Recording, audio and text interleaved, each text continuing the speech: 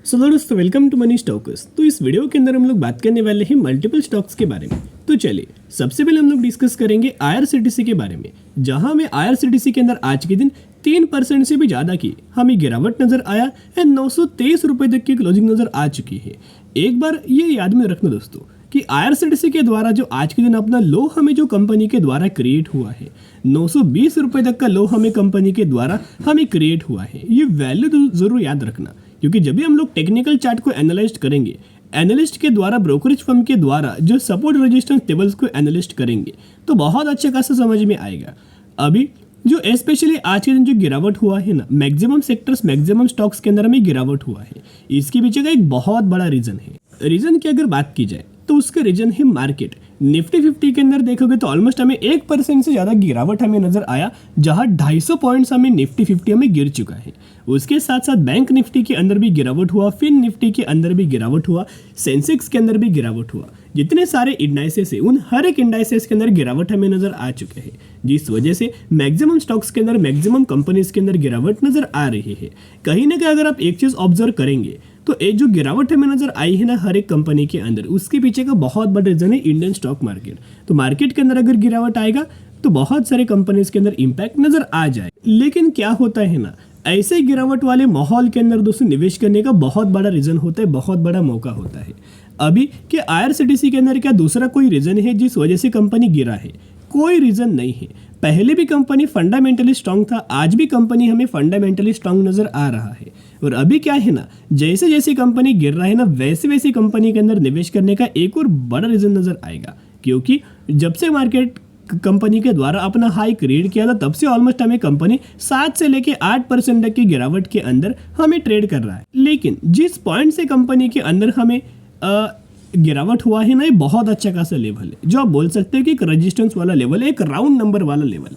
And currently एक consolidation phase हमें company उस लेवल पर हमें क्रिएट कर रहा है। 900 से लेके 950 रुपए तक का लगातार कंपनी क्या कर रहा है, होल्ड करने की कोशिश कर रहा है, कंसोलिडेट कंपनी कर रहा है। तो जब भी कोई भी कंपनी राउंड नंबर के नीचे अगर कंसोलिडेट करता है ना, ये निवेश करने का बहुत अच्छा खासा मौका होता है, निवेश करने का बढ़िया तरीके से दोस्तों मौका नजर आ जाता है। तो इस वीडियो के अंदर दोस्तों कोई नेगेटिव तो खबर नहीं है, लेकिन हम लोग क्या करेंगे ना, पॉजिटिव पॉइंट्स के बारे में, आईआरसीटीसी के बारे में डिस्कस करेंगे, ताकि आपको भी एनालिसिस समझ में आएगा राइट कंपनी एग्जैक्टली क्या क्या पॉजिटिव अपडेट्स है, क्या क्या कंपनी का डेटा है, ताकि क्या होगा आपके अंदर बहुत अच्छा खासा कॉन्फिडेंस हमें बूम होगा, कॉन्फिडेंस डेवलप होगा और अच्छी खासी फंडामेंटल स्टॉक कंपनी जैसे आईआरसीटीसी के अंदर आप लॉन्ग टर्म के लिए होल्ड कर पाएंगे।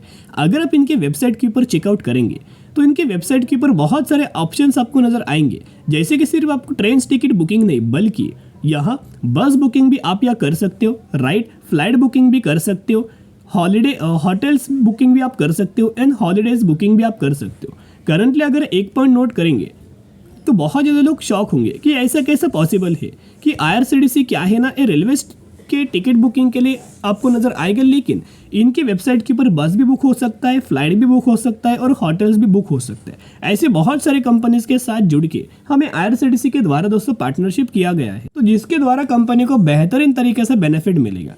अभी क्या है ना, जैसे दोस्तों आईआरसीटीसी के अंदर गिरावट हुआ, वैसे प्रभुदास लिलीदार के द्वारा हमें टारगेट सपोर्ट रेजिस्टेंस लेवल्स के बारे में शेयर किया है।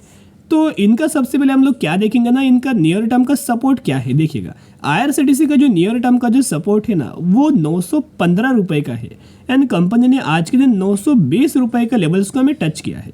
कहीं ना कहीं अगर आप देखोगे आईआरसीटीसी सपोर्ट लेवल पर हमें कंपनी ट्रेड कर रहा है। इनका मानना है कि ये लेवल पर सपोर्ट है और अगर ये कंपनी 960 रुपये तक का लेवल्स को अगर ब्रेक करता है ना, तो कंटिन्यूस बेसिस के पर कंपनी के अंदर तेजी आएगा और सबसे पहला टारगेट आपको 1050 रुपये तक का आईआरसीटीसी ये कंपनी शो कर सकता है। उसके साथ अलग अलग ब्रोकरेज फर्म के द्वारा अलग अलग मानना है, अलग अलग टारगेट दिया है। तो इनके द्वारा ये बोला गया था कि कंपनी का जो एक्सट्रीमली सपोर्ट लेवल है ना, वो जोन कौन सा है, जो कि 930 रुपये का जोन है। लेकिन उससे नीचे कंपनी ने ब्रेकडाउन किया, 920 रुपये का के आसपास कंपनी ने क्लोज किया, तो 915 रुपये का सपोर्ट हमें दिखाई दे रहा है। तो इनका ये मानना है कि कंपनी का अगर 970 रुपये का लेवल से अगर कंपनी रेजिस्टेंस लेवल वो ब्रेक करता है ना, फिर आपको आईआरसीटीसी कंपनी के अंदर 1050 रुपये से लेके 1100 रुपये तक का levels company one way show कर सकता है। ये बहुत अच्छा खासा और पॉजिटिव वाला डेटा है। कहीं ना कहीं अगर आप एक और चीज़ ऑब्जर्व करके चलेंगे जो कि कंपनी का टेक्निकल चार्ट, क्योंकि जब जब कंपनी के अंदर जो मूविंग एवरेज का ब्रेकडाउन होता है तभी कंपनी के अंदर क्या आता है, क्या सेलिंग आता है, नहीं दोस्तों, वहाँ से एक बहुत बड़ा मोमेंटम हमें अप ट्रेंडिंग मात्रा में बनता है। या सेलर्स लोग एक्टिव नहीं होते, सेलर्स लोग खरीदारी नहीं करते, या सिर्फ और सिर्फ बायर दोस्तों एक्टिव हो जाते हैं। देखिएगा मैं आपको सर समझाने की कोशिश करूँगा। जैसे जैसे कंपनी मूविंग एवरेज के आसपास आता है वैसे वैसे कंपनी के द्वारा एक सपोर्ट लिया जाता है और वहीं से तेजी आता है, राइट। लेकिन जब भी कंपनी मूविंग एवरेज को नीचे ब्रेक करता है, डाउन साइड ब्रेक करता है, ये देखिएगा पहले भी कंपनी ने डाउन साइड मूविंग एवरेज को ब्रेक किया है, कैंडल्स की क्लोजिंग नजर आई है।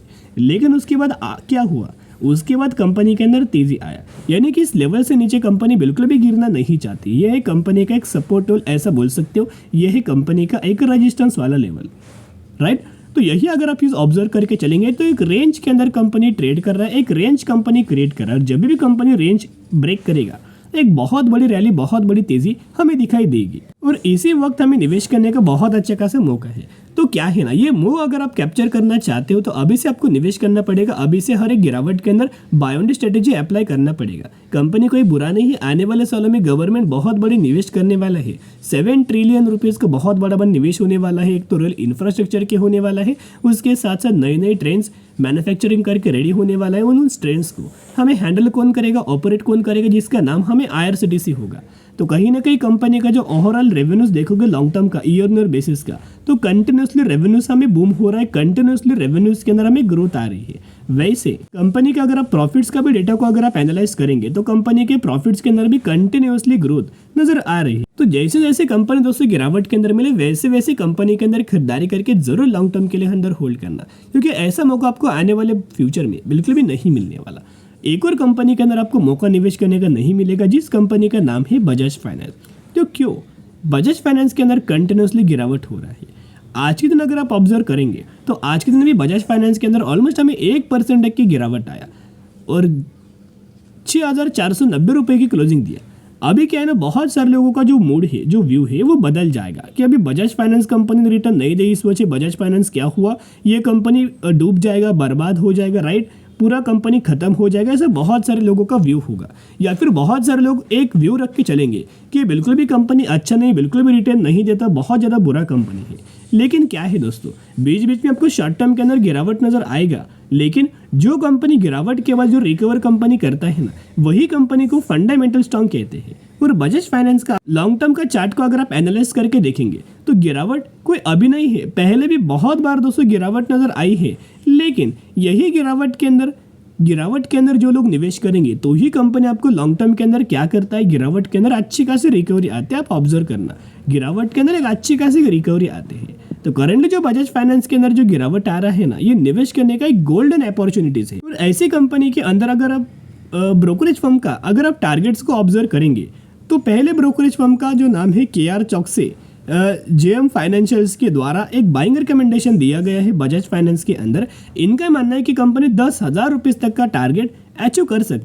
उसके साथ मोतीलाल ओसवाल फाइनेंशियल सर्विसेज के द्वारा भी, ब्रोकरेज फर्म के द्वारा भी एक बाइंग रिकमेंडेशन दिया है। इनका मानना है कि कंपनी 8,500 रुपीज तक का टारगेट हमें अचीव कर सकती। और उसके साथ साथ लगातार बजाज फाइनेंस के अंदर म्यूचुअल फंड्स के द्वारा थोड़ा थोड़ा माल हमें बेचा जा रहा था, लेकिन पिछले 2 क्वार्टर से, पिछले 2 महीनों से लगातार खरीदारी किया जा रहा है।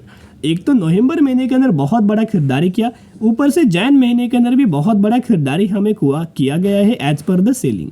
तो अगर आप एक चीज़ ऑब्जर्व करेंगे, अभी क्या है ना, ये जो आपको फेब महीने का जो डेटा नजर आएगा, जैन महीने का डेटा तो कंपनी ने यह लिस्ट किया है, लेकिन आपको फेब महीने का डेटा अगले महीने आएगा 10 तारीख तक, यानी कि 10 मार्च तक आपको फेब महीने का डेटा म्यूचुअल फंड्स का आएगा। उस डेटा के अंदर जरूर आप ऑब्जर्व करना, ताकि आपको समझ में आएगा कि गिरावट वाले माहौल के ही अंदर mutual funds, foreign investors and domestic investor बहुत ज्यादा बड़ा खरीदारी कर लेते हैं, और जिसके द्वारा बजाज फाइनेंस के अंदर हमें आज के दिन 47% तक की डिलीवरीज नजर आ चुकी है। बजाज फाइनेंस कंपनी कोई बुरा कंपनी नहीं है, ये भी कंपनी के पैरामीटर्स को अगर आप चेकआउट करेंगे लॉन्ग टर्म का, ईयर बेसिस का, तो 2019, 2020, 2021, 2022 और 2023 लॉन्ग टर्म बेसिस की कंपनी बहुत अच्छा खासा बढ़िया तरीके से परफॉर्म करता है एंड प्रॉफिट्स कंपनी का लगातार ग्रो हो रहा है। उसके साथ साथ कंपनी का रेवेन्यूज भी अगर आप ऑब्जर्व करके चलेंगे तो रेवेन्यूज के अंदर भी कंटिन्यूसली कंसिस्टेंटली बेसिस के ऊपर ग्रोथ ईयर बेसिस के ऊपर नजर आ रही है। और करंटली अगर आप कंपनी का टेक्निकल चार्ट को अगर आप एनालाइज करेंगे तो जब से कंपनी मूविंग एवरेज पर ब्रेक करता है, यानी कि कोई भी कंपनी मूविंग एवरेज को डाउन साइड अगर ब्रेक करता है तो थोड़ा बहुत कंपनी के अंदर क्या होता है, गिरावट होता है, थोड़ा बहुत कंपनी के अंदर वॉलेटिलिटी हमें बढ़ जाती है। और जो भी कंपनी मूविंग एवरेज को ऊपर ब्रेक करेगा अप साइड में और मूविंग एवरेज के ऊपर क्लोज देगा, उस कंपनी के अंदर बहुत अच्छी खासी तेजी आएगा। फिलहाल में क्या है ना, कंपनी मूविंग एवरेज को नीचे में ब्रेक करते जा रहा है, जिस वजह से थोड़ा और आपको नेगेटिविटी हमें बजाज फाइनेंस कंपनी के अंदर दिखाई दे सकते हैं, लेकिन ऐसे गिरावट माहौल के अंदर जरूर कंपनी के अंदर निवेश कर सकते। अभी हम बात करने वाले हैं अगली कंपनी के बारे में, जिसका नाम है मनोरमा इंडस्ट्रीज लिमिटेड। 2010 रुपए पर ट्रेड कर मैक्सिमम में 100% का रिटर्न बना के दे चुका है। यही वो कंपनी है रिसेंटली 1:5 रेशियो का स्प्लिट का अनाउंसमेंट किया, जिसके अंदर 1 के बदले 5 शेयर आपको मिलने वाले हैं। जरूर कंपनी के बारे में ओवरऑल स्टडी एनालिसिस कर सकते हो। चलिए आज के लिए इतना ही। अगर आपको ये वीडियो पसंद आए जरूर वीडियो को लाइक और चैनल को सब्सक्राइब कर सकते हो। फिर मिलेंगे, बाय।